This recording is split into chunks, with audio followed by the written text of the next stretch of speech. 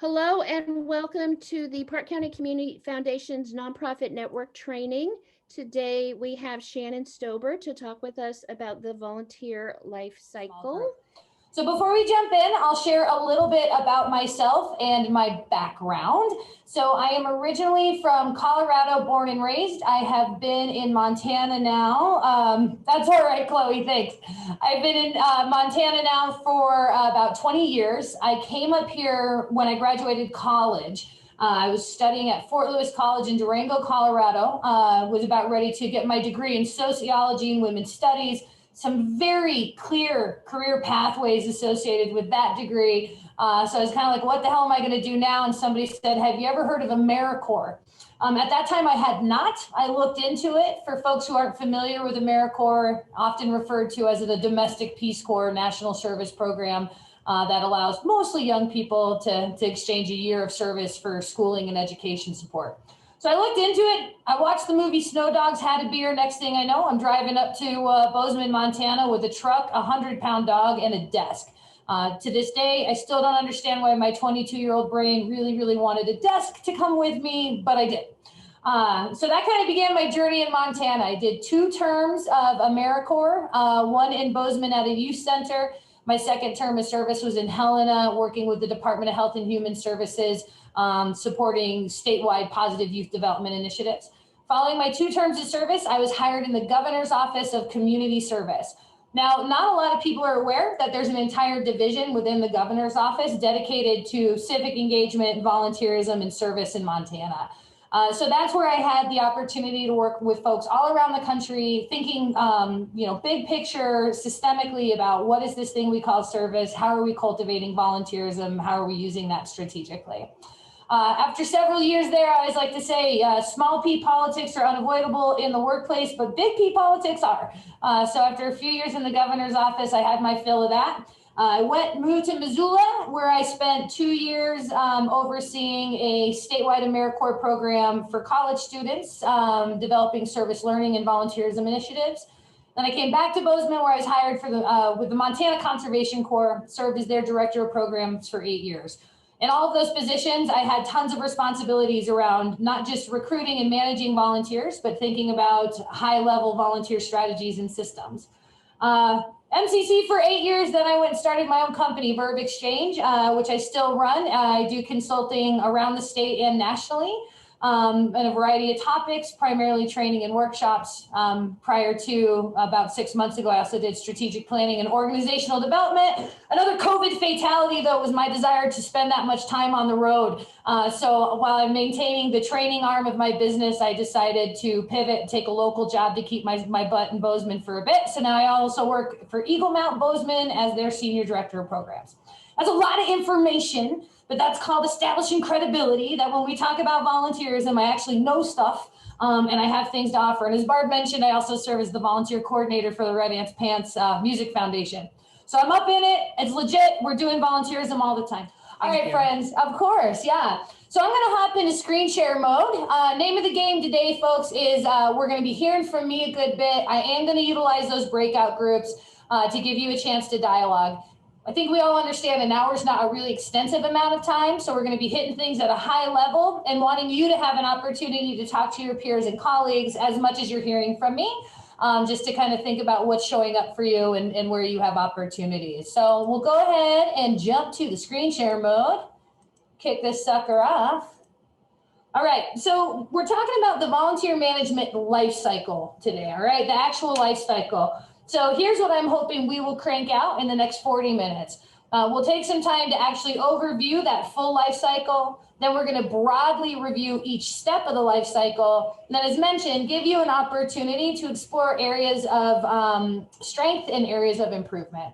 So again, an hour isn't a ton of time. When I teach volunteer management deeply, that's an 8-hour full day course. So really my hope is that we're going to just tickle the brain a little bit, give you a different lens to think about volunteer life cycles and volunteer management. Hopefully have you walk out of this session with one clear thing where you're like, that was insightful. I want to chase that down, or that's giving me something to think about in terms of how we're utilizing and supporting volunteers in our work.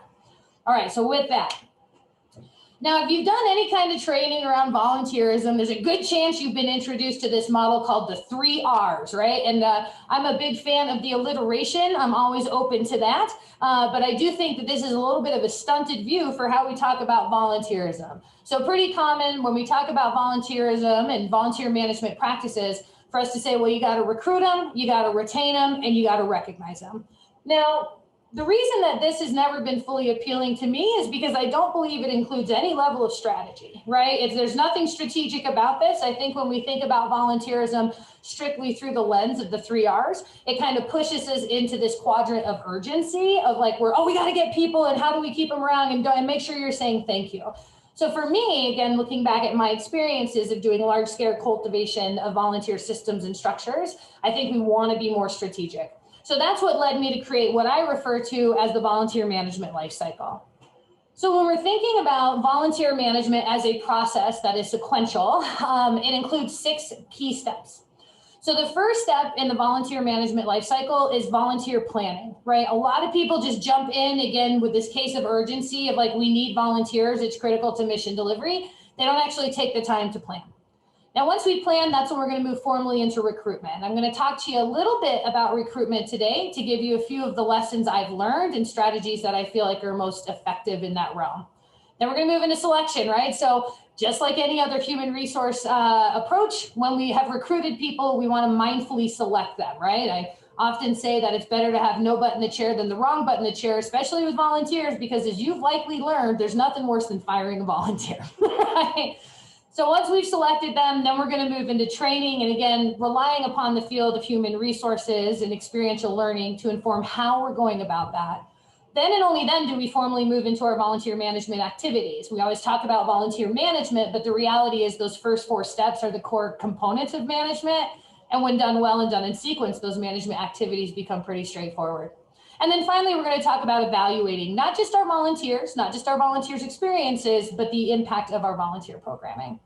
So my plan is to run you through the first 3 steps. Again, high level, what does this step entail? What kinds of activities does it include? And I'm going to put you in breakout groups just to briefly think about, okay, based on that, where are we doing well? Where might we have room to improve? Come back and do a little share out, see if your areas of improvement match anybody else's strengths, perhaps cultivate a little cross-community pollination. Then we'll do the final 3 steps, rinse and repeat, come back and have time for Q&A. All right, friends, so here we go. Let's jump in. So the first step to your volunteer management life cycle is to engage in your planning activities. And I appreciate what many of you were requesting in terms of what can we get out of this session today, because you were actually pointing to some of these core planning activities. So I always like to tell folks, if you're working in an organization or an agency and you're thinking about introducing a volunteer component, or you recognize there's a need to engage volunteers for mission delivery, the first thing you need to do is actually have a concrete conversation with your organizational leadership about the value of service, What is volunteerism? What is service? Why it is important to our community, to our organization, and to our world. Now, many of you have said like, oh man, it's so much easier. Sometimes I can just do that by myself, right? Or some people resist it because I can just do it by myself. Well, that shows me that you haven't had a robust, full-throated conversation about your duty to actually create opportunities for a member of your community to engage in your work. That's also closely tied to this idea of stakeholder engagement. So when we create opportunities for people to volunteer, we're raising awareness about our work, we're cultivating ownership over our missions, and we're also bringing people into the fold. Now, somebody might begin as a volunteer and they might end up being a member of your advisory board. They may move into a role with your board of directors. They may become one of your primary fundraisers or start leveraging their networks to bring in additional resources. So when we're talking about volunteerism, I strongly encourage you, have a robust conversation and think about the role of service in our world, in our communities, and in the vision of your organization, and get kind of squared up with that. And don't think about volunteerism simply as a Band-Aid to make sure services are being delivered. Now, once you've had that conversation, I encourage organizations to look closely at their mission statement. Does your mission statement include things about engaging the community? Does your mission statement include things about creating a thriving community, right? A lively community. You want to make sure that your mission is designed in such a way that instructs you and guides you towards engaging folks in a service capacity. So have the robust conversation, evaluate those sideboards, the structural tools you're using as an organization, and make sure that they are guiding and directing you towards your vision of service. Once you've done that, I like to ask people, think about the core values that your organization holds, those sideboards, those decision-making tools. If you have said volunteerism is a key strategy for us, we believe in service, do your core values reflect that? Do you have that as a decision-making point? Is that something that everybody who's involved in your organization can point towards? And then finally, once you've done that work, I love to ask people, look at the position descriptions, not just for your executive director, not just for your volunteer recruiter, but every single person in your organization should have something in their position description that relates back to the use of volunteers in service. That includes your board. So again, if we want to say we value it, we embrace it, we start at the top, right? What's our vision for it? Does our mission reflect it? Is it encompassed in our values? And do we all have clearly stated arrows pointing towards our duties towards supporting volunteerism and service in our work? Okay, that's the first step of planning. Now, once you've done that work and built some consensus around how you will engage with service and volunteerism, then I encourage people to kind of move into more of the needs assessment part of the volunteer planning. So what is the community need that we're addressing? What is our community need for service opportunities, right? Who's volunteering in our community? What do the demographics say? Now, for those of you who maybe don't know this information, here's what I can tell you about volunteerism in Montana. The person volunteering in Montana is a 35-year-old woman who works part-time, has kids, and a bachelor's degree. That's who volunteers in Montana. I like to refer to her as Judy, okay? But who do you know about who's volunteering in your community, and how does that meet your needs, okay? So what's the community need, and then what are the needs in your organization? How do you need to utilize service? Where do you have gaps? How do you want to incorporate folks? So once you've looked at those that's a new word. Once you're looking at those demographics, once you've looked at those demographics, once you've gotten a sense of where you need volunteer service to support the delivery of your mission, then you're going to say, okay, well, what kinds of service are we able to offer? Now, for those of you who haven't heard this language before, speaking broadly, there's 3 types of volunteer service that can be performed. There's direct service, indirect service, and advocacy service. I think sometimes when we use the lens of a tutoring program, that can help us understand the difference. So briefly, direct service would be, I am a tutor. Indirect service would be, I am going to build a tutoring program. Advocacy service would be, I am going to work on legislative issues and awareness raising so that we can secure more money for our local tutoring center, okay? So when we think about volunteer types of service, we generally have those 3 to pick from, okay? So you're gonna say, okay, what is the need and what kind of service, and then what type of service do we need in order to meet that? And then next you would say, okay, and what types of volunteers do we need to do it? So again, briefly, and hitting you with the fire hose right now, the types of service we have are episodic. So episodic service is essentially a service day, right? So we're going to pull everybody out and do a river cleanup, and these folks will come out for this one-time event. Recurring. Now, recurring volunteerism is, I need somebody who's going to come every week to perform this service or fulfill this role. So that's a different type of volunteer. National service, that's going to capture our AmeriCorps resources. So again, for folks who aren't familiar, this would be that very high level of public service of, I'm going to bring this person into our organization for a full year to work on a project. And then we have entrepreneurial. And entrepreneurial service essentially says, we have no marketing in our organization whatsoever.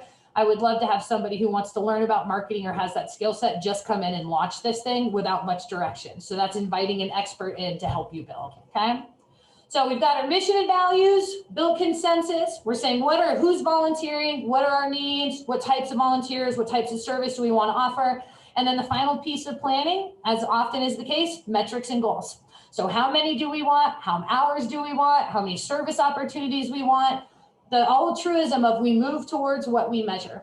So when we start a volunteer program and don't actually put any metrics on that, it can be really hard to know what we're trying to accomplish and whether or not we've gotten there, okay? Step 1, planning.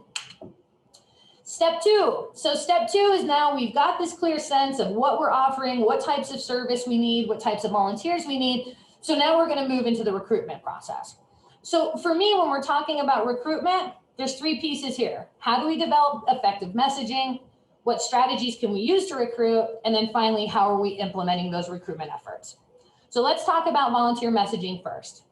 So I always like to tell folks, I'll walk around and look at organizations or see things on their website that just say volunteer wanted, okay? And they're like, I don't know why we're not getting volunteers. I'm like, have you ever walked by a business and have them just say like employee wanted? No, like you're not calling anybody. You actually have to be a lot more specific, okay? So when we're building our messaging, psychology is going to direct us towards the following 3-point cadence that's going to call out, be more specific, and likely get people's attention.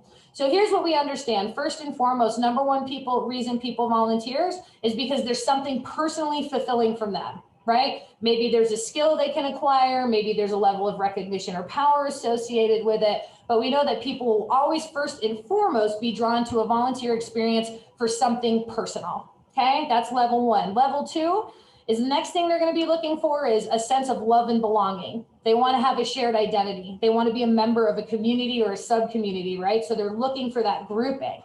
And then the final one is the cause, right? So maybe that's because we're looking at mental health issues, or we're looking at environmental issues, right? Or we're looking at food inadequacy issues. But that is the final reason people volunteer, not the first one. So when we're putting together a volunteer message, the first thing we want to do is say, here's what's in it for you. So at Eagle Mount with our ski program, for example, it would be like, if you volunteer, you'll have a ski pass and free training. That is what's in it for you. Okay, so I'm going to lead with that. Next, I'm going to say, be one of 150 volunteers and a 40-year legacy, right? Like, and I'm going to put pictures of people having fun together and socializing. That's me hitting that love and belonging. And then and only then will I say, help us build an inclusive community by supporting adaptive recreation. Okay, so when you're thinking about your message, tier it that way. Here's what's in it for you. Here's where you'll belong. And then here finally is the cause we'll pursue. Okay. Now, once you've got your messaging done, now you're going to move into your actual recruitment activities. Okay, recruitment strategies. And there are 3 that we can choose from.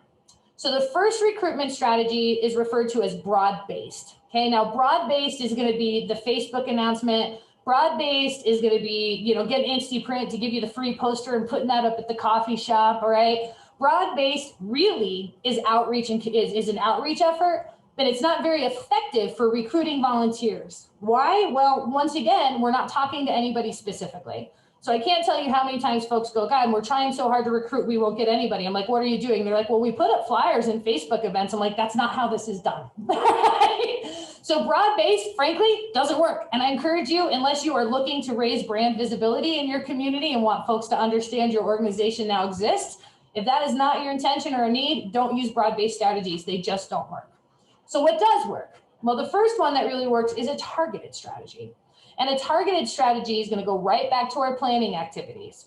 So if I know that I'm like, hey, this is who's volunteering in our community, right? This is what the demographics say. And I need somebody who will come every other week to fulfill this duty and meet this goal. I now have a lot of specifics and I can look directly for that person.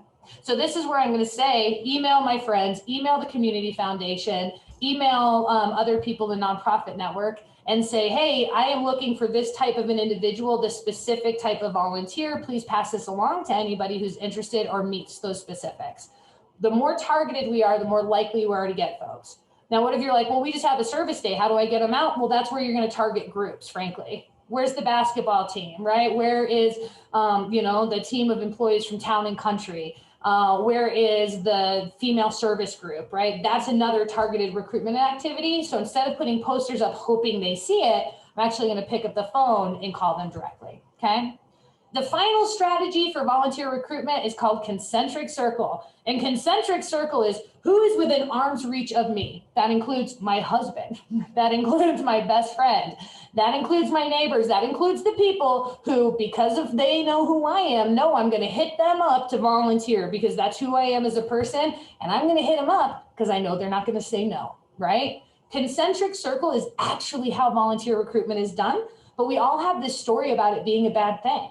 You're like, well, I have these 10 volunteers and I know that if I call them, they'll show up and I don't want to keep like overburdening them or burn them out. No, that's actually how this is done. That's why they're there. They're ready to serve. Keep calling those people. And in addition to working that concentric circle of your existing volunteers and your concentric circle of your personal relationships, ask those consistent volunteers to now work their personal relationships. So Judy volunteer, who's one person in your life who you know will never say no. How do we get her out here volunteering with you next time? So building through our concentric circle is actually how we do volunteer recruitment. And that's kind of the neighboring fabric of society thing that many times volunteer managers look at as being a negative when that's actually how it's done and it's a positive thing, okay? So we're gonna say, here's our message, here's what's in it for you, here's who you get to play with and be a part of, and this is the cause. And then we're gonna say, all right, who am I targeting? What do I need specifically? How am I using my concentric circles?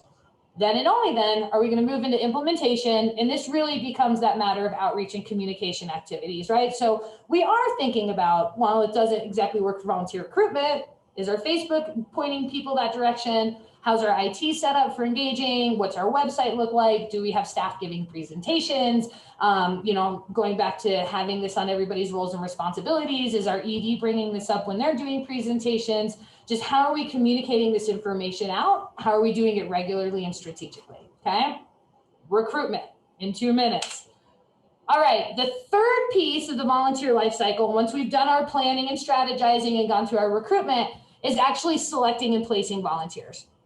And as I mentioned to you early, one of the biggest things or biggest errors I see folks who are running volunteers make is getting the wrong people in the seat, right? And being urgent and rushing and not being strategic and getting the wrong people through the door, bringing them on board and having a whole new set of problems because they weren't actually being mindful and deliberate about how they were selecting and placing volunteers.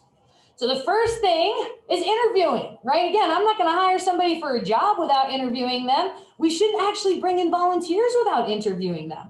Now, if I'm interviewing a volunteer, I might be looking for a few different things, okay? So first thing I'm looking for when I'm interviewing a volunteer is what's their interest and motivation for coming towards my organization or the event, all right? Like just briefly, like what are you hoping to get out of this? That's really important for me to know because if I can't meet that interest, right, or if their motivation isn't aligned with what I can give them, then I already know I'm going to have a hard time keeping that volunteer retained and maybe it's not going to be worth it. Okay, so what are their personal interests and motivation? What kind of commitment are they offering? Are they looking for something long-term? Do they have openings in their schedule? What type of flexibility? What are they wanting to contribute? And then I'll say, okay, cool. What skills do you have, right? Like, what are you bringing to the table and when do you have availability?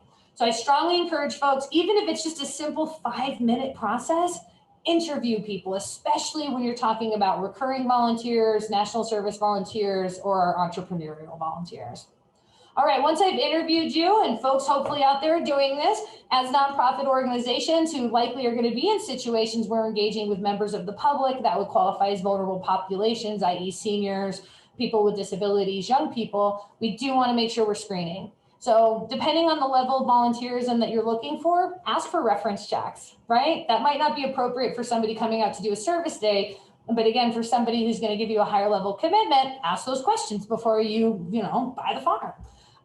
Very appropriate to run background checks, right? So you want to make sure that you have background checks, screening tools, access to those things, and then written policies talking about what would and would not disqualify somebody, as well as how you're using that information. And then again, think about what you're going to ask those folks to do. So if your volunteer is going to be driving for you or participating in your work in that way, make sure that they have a good license, right? If they're going to be, say, using a forklift or leading a GPS course, make sure they have the proper certifications. Now, once you've done that, then we match, right? So it's like, all right, we've got our big strategy. We did our planning. We've recruited. We've interviewed. We've screened. We're ready to go. Now we actually place that volunteer. It's going to say, all right, what were their interests and motivations? Going back to what is my big need? What type of volunteer do I need? What's their commitment and availability and their skills? And then I'm going to put them together, okay? So those are the first 3 steps of the volunteer life cycle. So again, the planning, the recruitment, and then the screening and placement. So what I'm going to do is I'm going to briefly put you into breakout groups. Hopefully you're all still out there. So if you've got cameras, turn them on. And just based on that information right there, broad stroke, what jumped out at you is like, we killed that part. We're crushing it at that. And what jumped out to you is like, I don't even know if I've even thought about that, right? So we're just taking that high level impression, a chance for you to use your voices together. Okay, we'll keep it pretty short, maybe 5 minutes. Invitations are out there. We'll come back and do the next 3 steps when you're here. See you in a bit. Here's some. Okay, we are moving quickly, so I'm going to bring us back to the slideshow to do the second half of the life cycle, and then we can wrap up with you reflecting a little bit on major takeaways and questions for me if you would like to ask some. All right. Okay, so from current slide, there we go. So we briefly and rapidly talked about those first 3 steps. We've got our planning, our recruitment, and selection. So we're going to take the next few minutes to talk about these last 3 steps: training, management, and evaluation. Okay, So training, I feel like, is one of the biggest missed opportunities with volunteers. I don't know about you, but I've had plenty of volunteer roles where I kind of showed up and somebody looked around like, I don't even know what the hell's happening. Just jump right in, right? And while that can be a little bit of a rush for people like me who are kind of self-starters, that's not a great strategy overall when we're thinking about a broad volunteer approach. So when we're thinking about volunteer training, we got 3 things we want to make sure we hit. First thing, same as an old HR principle, onboarding and orientation. So the first thing you want to teach your volunteer about is going to be an introduction to our organization. What's our mission? What do we do? How do we do it? Introduction to the volunteer role that they are taking, just at a sky-high level, and then an introduction to systems and structures. So that's going to include things like, here's where you access resources. Here's where the restroom is. Here's the person that you report to and how you get in touch with them, okay? Onboard and orientation. Once that has been done, now you're going to bring them into their basic job training. So the training to the specific role that they have signed up to do. So this is where we're going to do, show, tell, right? I'm going to stand next to you. I'm going to tell you about the role. I'm going to do it for you. I'm going to have you do it for me. I'm going to give you feedback. I might do a little shadowing with you, and I'm going to give you coaching. So we want to make sure that when we're teaching somebody to that specific role, we keep it simple and we invest at that point. If we don't invest there, we'll have to do it later. Okay, so those are the 2 key pieces. We want to do our onboarding and orientation, our basic job training, but depending on the strategy you're using, whether or not you need long-term recurring volunteers, how you're thinking about that overlapping with your stakeholder engagement, you also want to think about what's that long range? How can we add more professional development? How can we add personal development? How can we provide people with training opportunities that would allow them to advance the work that they're doing with our organization? Because we do recognize that one of the key signals of respecting and retaining a volunteer is to give them additional opportunity. Training is a core way we can do that, okay? So we have planned, we've recruited, we have placed, we have now trained. Now it's time for us to actually manage these volunteers. And I think when we think about volunteer management, as the name would say, we come straight to this piece and can get frustrated because it's not working. We don't have the right people. They're not doing the job we want, et cetera, et cetera. Again, when we navigate the life cycle and do the previous steps, this stuff's going to get a lot easier. So tips for me when I'm thinking about how am I directly managing my volunteers, first, scheduling and communication. Those are going to be your 2 core activities. So you want scheduling to be easy and accessible and clear. Okay, that could look a variety of different ways for you. You might have volunteer portals, you might have regular updates, you might use email, you might use Facebook, but in terms of making sure your volunteers know when they're supposed to be there, how long and how regularly is clutch. Then you want to think about your communication with that volunteer. I always like to say it should be consistent, reliable, and dependable. So your volunteer should not just hear from you the day before they're volunteering with you freaking out saying, can you get here? Make sure you're including them in weekly or biweekly updates, including them on your newsletter, right? Making sure you're doing stories about your volunteers that you're sharing on Facebook. So make that consistent communication. Reliable means that I'm going to communicate with you that in a way that is reliable. And this is why sometimes it's a reliable, meaning you're going to have the same cadence. I'm using the same language. I'm not going to give you confusing information. For me, that's why it does matter that you have a point person to communicate with your volunteers, because they're going to do so in a reliable fashion. When sometimes it's another volunteer and then it's the ED, but now this guy that used to be on the board or is on the board, but nobody actually knows, but he's communicating with you now, that breeds confusion. And people, like, when they're volunteering, they're not looking for that. They're not looking for confusion, okay? So reliably communicating. And then dependable means I know how to expect that. So pick your communication strategy and use it, right? I have served on boards, for example, which are high-level volunteers, where they're like, well, we sent you an email, but that's going to be in the Google Drive, but this one's going to be on the SharePoint, but then did you get the Facebook message? And it's like, you guys settle down, just pick one and make it dependable so I know where I find information, okay? Consistent, reliable, dependable, first part of volunteer management with your communication.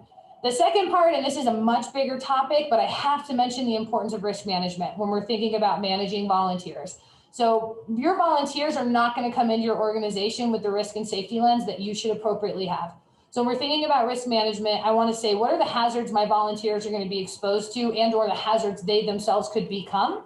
How am I mitigating those things? How am I protecting them? How am I making sure that they're not doing things that would damage the organization, reputation, property, equipment, beneficiaries? What type of training am I giving people on risk management, and how are we communicating about risk? Risk management is a whole other field. That's a whole other 8-hour workshop in itself, but I can't talk about managing volunteers without highlighting the need for you to be focused on risk here. And then finally, this is where we see recognition activities come into play. The question is, who do we recognize and how often? We recognize everybody as often as we can, right? And we have to understand that everybody has a different way that they like to be recognized. So understanding your volunteers' recognition preferences is key. So if I'm going to place a volunteer and bring them on, I might ask them, like, how do you like to be recognized, right? I personally love recognition. You could throw me a parade. I would be completely down with that. But meanwhile, I've got a gal I supervise right now who she's like, do not ever thank me in front of people. I will be furious with you. And she needs it, right? So understanding how people like to be recognized matters. And that can be a well-written card. That can be a gift certificate. That can be a letter to the editor. Some people are going to feel most recognized by you not recognizing them and just simply saying, appreciate you having here and letting it be.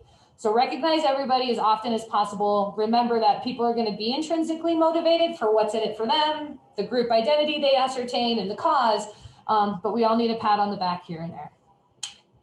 All right, and then the final piece of your volunteer management life cycle is evaluating, right? Is evaluating, and I can't believe how often this gets overlooked. Again, we're all so busy, we're nonprofits, our job is to be crisis-driven. I don't know why we all need to change that.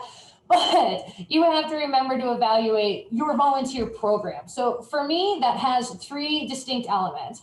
So yes, first and foremost, I want to evaluate the experience of my volunteers. Did you get what you needed? Did you feel like recognized? Did you enjoy yourself? Did we give you enough training? Did we support you in navigating risk? That's information I want to know about. Next, I'm going to go back to that planning activity I did and say, here's my mission, here's our organizational need, here are the number of volunteers we want and the types. I'm actually going to go back and compare and say, where was I? Did we overshoot that? Did we undershoot that? Was there something to learn? Can we get better aligned? So you want to actually assess the entire program. And then finally, you do want to make sure that you're gathering information for reporting, right? So, and this isn't just our output. So I think a lot of times when we measure volunteer programs, we're like, what can I count? How many volunteers, how many hours, how many service projects? That's good data. That's going to be good data to mine. And oftentimes funders are looking for that. But don't be afraid to go a little bit further than just your outputs and what you can count. Dare to ask yourself if they made a difference. Dare to ask yourself if you had an impact for your mission, for your beneficiaries, for your community, right? What was that immediate outcome? What was the intermediate outcome? And how might that align with long-term outcomes that are embedded in your mission and vision? So I think reporting impact really matters. It's an opportunity for you to say, here's where we're crushing it. Here's where we can improve. And because it's a life cycle, we evaluate, and that's going to dovetail right back into our planning efforts. Okay. So that's the name of the game, folks. That's why it's a life cycle. We're going to plan, then we're going to get them through the door. We're going to select, we're going to give them good training. We're going to manage, we're going to communicate, recognize, and keep them safe. We're going to evaluate. And once we're done evaluating, we're going to go right back to that planning phase because of what we've learned. So that's why it's called a life cycle. All right, so we're going to do one more little breakout group, chance for you to use your voices. I will mix it up so that you can chat with somebody new. Based on what we have learned here today, what's one tangible, one thing that you're like, I'm going to take this piece away. I'm going to start here. Here's a tool that I want to use or something I want to incorporate. Let me do this one more time.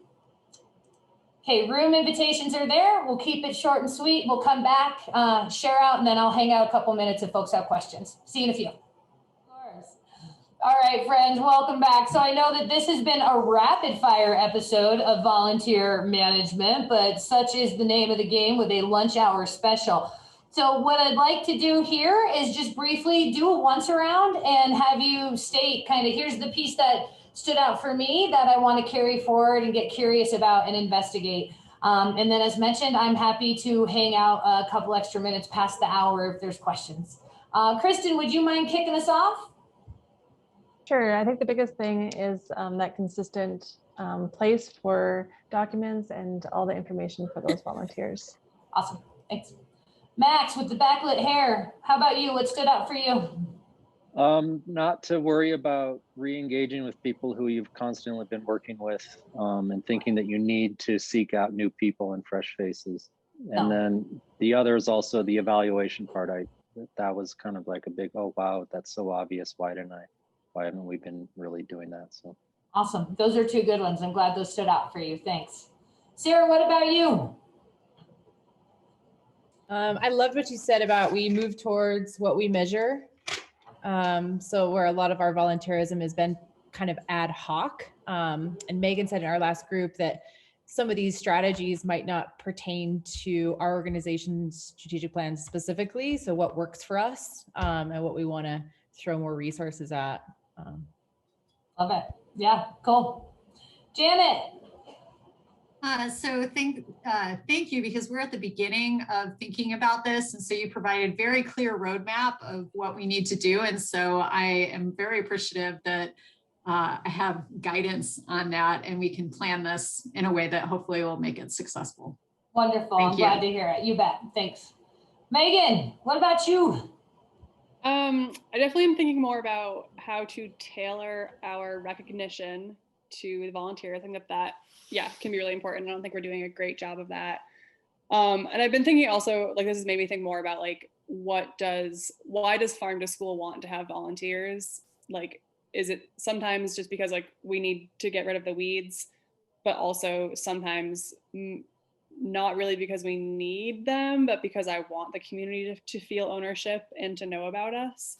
And so tailoring different opportunities for different needs. Yeah, and one thing that you might find interesting is called the ladder of participation, and it's an old stakeholder engagement model that came out of the civil rights movements in the 60s, but it helps you think about, like, you're like, I want you to have ownership, and so there's actually a very specific measure, clear pathway that we can do it. So you might find that fascinating. And then there's also, for everybody else here, bye Janet, nice to meet you.